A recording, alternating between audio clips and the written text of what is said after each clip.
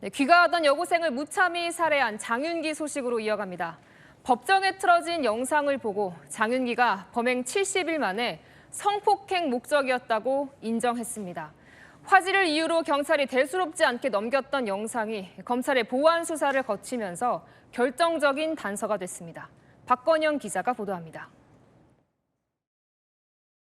교도관들의 경계 속에 황토색 죄수복을 입은 장윤기가 법정으로 향합니다. 장윤기는 오늘 광주지법에서 열린 두 번째 재판에서 자신의 범행이 성범죄 목적의 살인이었다고 인정했습니다. 앞서 국선 변호인이 공소 사실을 모두 인정한다고 했고 재판부가 장윤기에게 다시 한번 묻자 장윤기는 고개를 숙인 채로 네, 맞습니다라고 답했습니다. 지난 5월 범행 이후 줄곧 우발적 살인이라고 주장해온 입장을 바꾼 겁니다. 여고생 살해 70일 만입니다. 장윤기 측의 입장 변화에는 범행 현장 근처에 세워져 있던 화물차 블랙박스 영상이 결정적 역할을 한 걸로 전해집니다.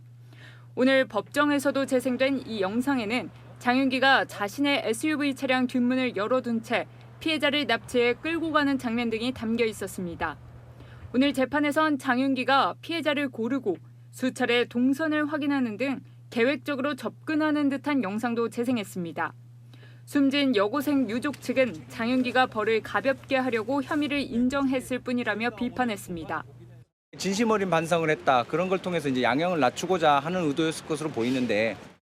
장윤기의 다음 재판은 오는 27일 열립니다. 채널A 뉴스 박건영입니다. 수사 중엔 좀처럼 반성하는 모습을 보이지 않았던 장윤기는 최근 재판부에 반성문 여러 개를 한꺼번에 냈습니다. 유족 측은 양형을 낮출 의도라며 반발했는데요. 어떤 내용이 담겼는지 송정현 기자가 보도합니다. 자신의 신상이 공개된 뒤에도 당당한 듯 고개를 숙이지 않았던 장윤기. 하지만 재판이 시작된 이후인 지난 7일 반성문 여러 건을 재판부에 일괄해냈습니다.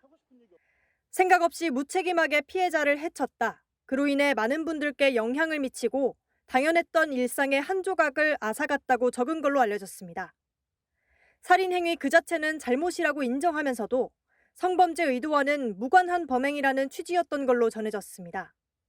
피해자 여고생 이채원 양 유족 측은 전략적인 선택에 의한 반성이라고 비판하고 양형 사유로 평가해서는 안 된다고 재판부에 당부했습니다. 불리한 증거가 추가되는 상황에서 감형을 노린 거라는 분석도 나옵니다. 생각 없이 무책임을 했다는 것은 충동적이고 우발적으로 했다는 그런 의미로 이제 해석이 되는데 그 우발적인 범죄보다 이제 계획적인 범죄일 가능성이 많고. 여고생 유족 측은 장윤기에게 법정 최고형을 선고하고 사건의 은폐, 왜곡에 관여한 모든 이들에게도 반드시 책임을 물어달라고 호소했습니다.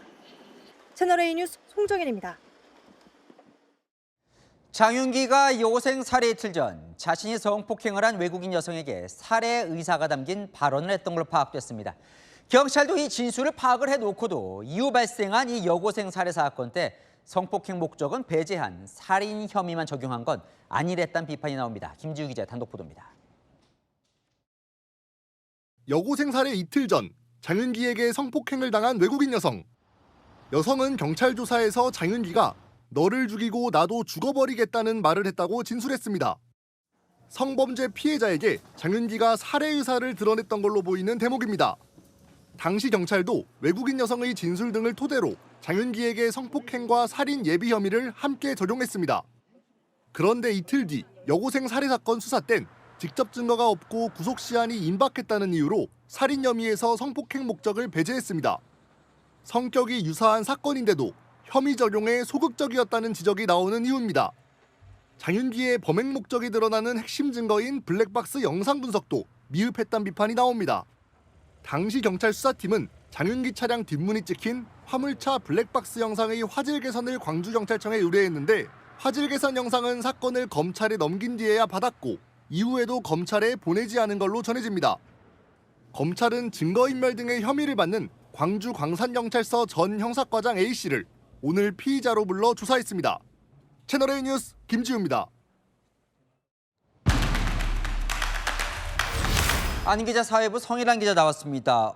장윤기가 갑자기 성범죄 의도가 있었다? 인정을 했어요, 갑자기? 왜 네, 그런 거예요? 맞습니다. 예, 첫 재판 20일 만에 오늘 두 번째 재판이 열렸죠. 이 자리에서 장윤기가 이 범행을 인정하는 취지로 입장을 바꿨습니다. 지난달 22일 첫 재판 때는요, 이 성폭행 목적의 살인죄를 인정할지 검토가 필요하다면서 입장을 유보했거든요. 그런데 오늘은 성폭행 목적의 살인이었다고 혐의를 전부 인정했습니다. 화질 개선을 통해 선명하게 복원된 블랙박스 영상이 증거로 추가된 게 혐의를 인정할 수밖에 없는 결정적 계기로 작용했습니다. 그 영상 중에 어떤 딱 장면이 결정적이었을 것 같거든요. 뭔가요? 네, 블랙박스 영상 안에는요, 이 범행 직전에 장윤기가 세워둔 SUV 차량의 뒷문이 열린 게 제대로 찍혀 있었습니다. 뒷문이 열려 있다는 건요, 이 피해 여고생을 단순히 살해하려는 게 아니라 납치, 성폭행할 준비를 보여주는 핵심 정황이라고 검찰은 판단했는데요. 당초 경찰 수사팀은 뒷문이 열려 있는지가 명확히 확인되지 않는다고 결론 내렸거든요. 그런데 사건을 넘겨받은 검찰이 자체 화질 개선 작업을 통해서 뒷문이 열려 있었던 걸 밝혀낸 겁니다. 그럼 정말 이 영상 하나 때문에 장윤기가 마음을 바꿨을까요? 이 첫 번째 재판과 두 번째 재판 사이에요, 성범죄 목적을 뒷받침하는 증거들이 잇따라 추가된 영향도 있습니다. 이 열린 뒷문이 촬영된 블랙박스 영상 이미 말씀드렸죠. 또 장윤기 차량의 조수석에서 발견된 케이블 타이 뭉치, 이건 피해자를 결박할 목적의 도구로 추정이 된다. 검찰은 이렇게 봤고요. 피해 여고생 목덜미를 잡아채서 이동하는 영상도 포착이 됐습니다. 검찰은 이런 증거를 볼 때 성폭행과 납치의 목적이 우선이었고 살인은 그 연장선이었다고 보고 있습니다. 그러니까 이제 더 약간 좀 분노가 되는 대목이긴 한데 네. 이 추가 증거를 못 찾았으면 장윤기가 끝까지 부인하지 않았을까요? 네, 맞습니다. 그렇게 볼 수 있는 대목이 오늘 또 법정에 등장을 했습니다. 오늘 장윤기를 변호하는 국선 변호인 법정에서 이렇게 말했는데요. 지난 기일 이후 충분히 피고인, 즉 장윤기와 협의를 했고 강간 목적도 인정하기로 했다고요. 이 사건이 발생한 게 지난 5월인데 두 달이 지난 10일에야 재판부에 자신의 혐의를 인정한다는 의견서를 내게 된 겁니다. 이 추가로 제시되는 증거들을 확인한 뒤에 납치와 또 성폭행 목적 더 이상 부인했다가는 승산이 없다고 판단한 걸로 보이는 대목입니다. 뭐 반성문도 냈다던데 진짜 반성하는 게 맞습니까? 네, 안 그래도 이 피해 여고생 측은요, 감형을 위한 전략적 선택이었다, 이렇게 의심하고 있습니다. 일단 반성문을 낸 시점이 지난 7일인데 한 번에 무더기로 냈고요. 수많은 사람들에게 영향을 끼쳐 죄송하다는 내용이 담기기는 했습니다. 그런데 죄송하다면서도 숨진 여고생이나 여고생 유족을 향한 직접적인 사과는 없었다는 게 이 피해자 유족 측의 주장인데요. 반성문에 핵심 혐의인 성범죄 목적에 대한 직접적인 인정이 없다는 점도 이 피해자 측이 진정성을 의심하는 이유입니다. 쏟아지는 증거에 마지못해 혐의는 인정하지만 범행의 우발성을 강조해서 재판부의 마음을 사려고 하는 악어의 눈물 아니냐는 지적이 법조계에서 나옵니다. 네, 하는 기자 성혜란 기자와 살펴봤습니다. 네, 검찰의 보안 수사로 묻힐 뻔했던 사건들이 하나둘씩 드러나면서 보안 수사권 폐지를 우려하는 목소리가 잇따르고 있습니다. 여성단체는 물론 진보 성향 법조계까지 제동을 걸고 나섰는데요. 부산 돌려차기 사건의 피해자도 힘을 보탰습니다. 홍지혜 기자입니다. 한국 성폭력 상담소 등 6개 여성단체는 오늘 기자회견을 열어 검찰의 보안 수사권 폐지가 여성 피해자들에게 개약이 될 수 있다며 경고했습니다. 어느 수사관을 만나느냐에 따라 달라진다는 운에 맡기고 있는 것이 여성폭력 피해자가 경험하는 현실입니다. 가해자를 정확히 처벌하려면 서로 다른 수사기관 사이에 보완과 견제가 필요하다는 겁니다. 오늘 기자회견에는 진보 성향의 변호사 단체인 민주화를 위한 변호사 모임도 이름을 올렸습니다. 진지한 고민도 없이 형사소송법 개정을 정쟁의 대상으로 삼는 무책임한 행태에 깊은 우려를 표합니다. 민변 측은 회원 10명 중 7명이 보안 수사권의 전면 또는 일부 존치 의견이라고 밝혔습니다. 부산 돌려차기 사건 피해 여성도 검찰의 보안 수사권 폐지 논의에 범죄 피해자의 목소리가 반영됐냐고 물었습니다. 어떤 누구도 범죄 피해자에 대한 보완이나 대책 강구를 한 분을 한 번도 보지 못했습니다.